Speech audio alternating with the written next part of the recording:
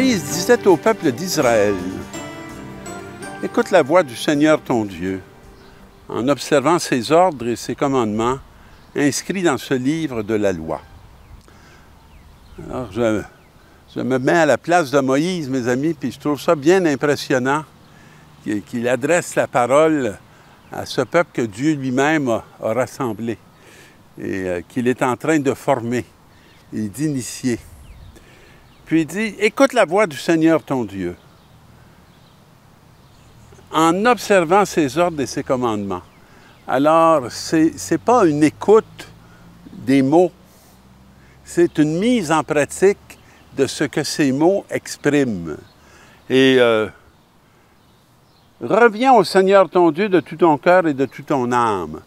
Alors, c'est comme, on ne peut pas être en présence du Seigneur si on ne devient pas des êtres entiers, si on est partiel. Hein?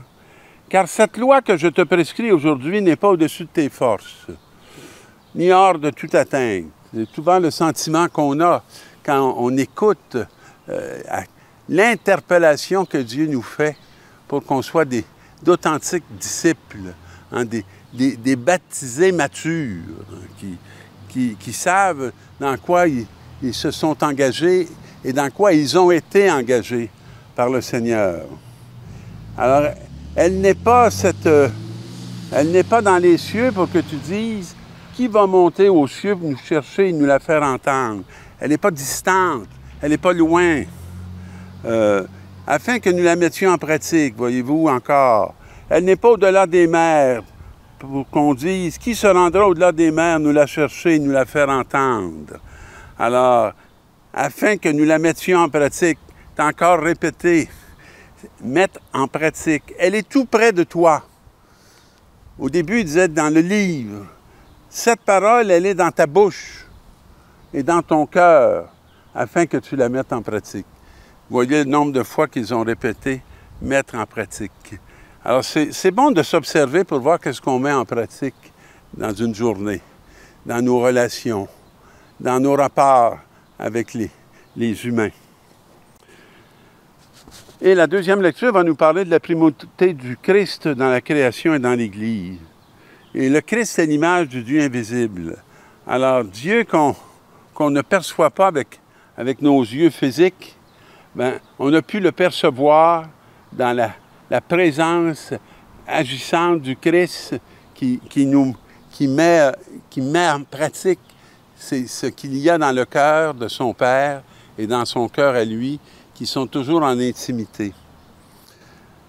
Car c'est de lui par lui que tout a été créé dans les cieux et sur la terre. Alors, il n'y a rien qui existe sans lui. Et j'aime l'expression de ce texte aux Colossiens qui va dire « Tout a été récapitulé, toutes les choses, le Christ a voulu tout réconcilier par lui et pour lui. » qui donne la dimension, je dirais, finale de la volonté que Dieu avait lorsqu'il a créé tous ces éléments. Et il a fait la paix par le sang de sa croix. Alors, c'est extraordinaire que la croix de Jésus ne donne pas la révolte, mais donne la paix. Et qu'elle nous réconcilie par rapport à Dieu, alors qu'on a peut-être été blessés dans notre histoire. On a peut-être pensé que c'était Dieu qui nous blessait.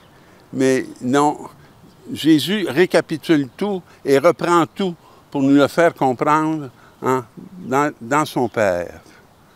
Et là, dans l'Évangile, pour mettre Jésus à l'épreuve, un docteur de la loi lui posa cette question. « Maître, que dois-je faire pour avoir part à la vie éternelle? » Alors, c'est un beau désir, avoir part à la vie éternelle. Alors, on a beaucoup parlé de mettre en pratique, bien, qu'est-ce que je dois faire? Hein? Qu'est-ce que je dois faire pour avoir part à cette vie?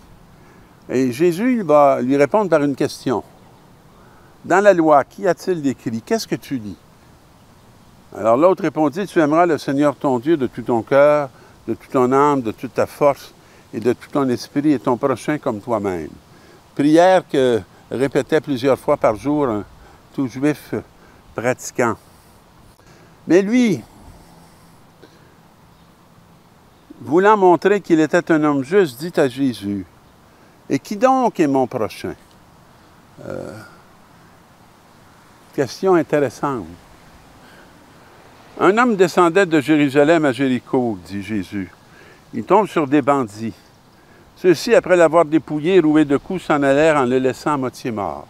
Alors, il nous parle d'une situation malheureuse, hein? D'une situation où un humain se retrouve en danger, laissé pour compte sur une route, et puis dépouillé, blessé. Par hasard, un prêtre descendait par ce chemin. Il le vit et passa de l'autre côté, pour d'excellentes raisons, pour observer la loi, pour pouvoir aller faire les rituels qui sont exigés de lui. Puis, de même, un Lévite arriva à cet endroit. Il le vit et passa de l'autre côté, pour d'excellentes raisons, inspiré par sa lecture de la loi, lui aussi. Mais un Samaritain qui était en voyage arriva près de lui, il le vit et fut saisi de pitié. Alors, on est dans la compassion. On n'est pas enfermé dans une loi qui nous déshumanise. On est dans cette capacité de s'émouvoir d'une réalité qui appelle une présence, qui appelle un secours. Hein?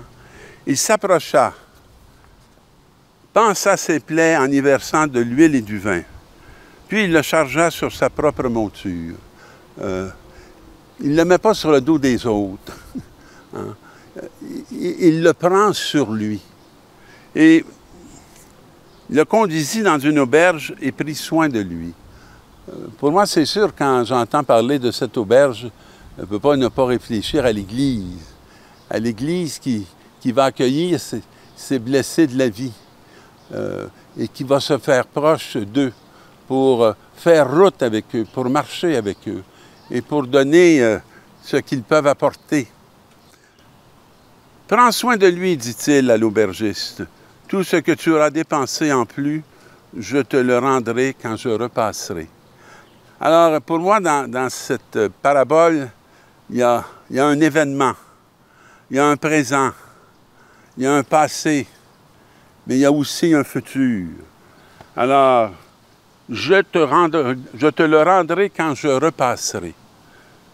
Lequel des trois, à ton avis, a été le prochain de l'homme qui était tombé entre les mains des bandits? Et force de dire, le docteur de la loi répond, celui qui a fait preuve de bonté envers lui. Il n'y a pas une règle qui peut justifier qu'on ne se sente pas responsable de signifier une bonté par rapport à quelqu'un qui est dans une situation extrême. Va et toi aussi fais de même. Ton prochain, c'est celui qui a besoin de ta bonté. Bonne semaine, mes amis. Soyez attentifs sur vos routes.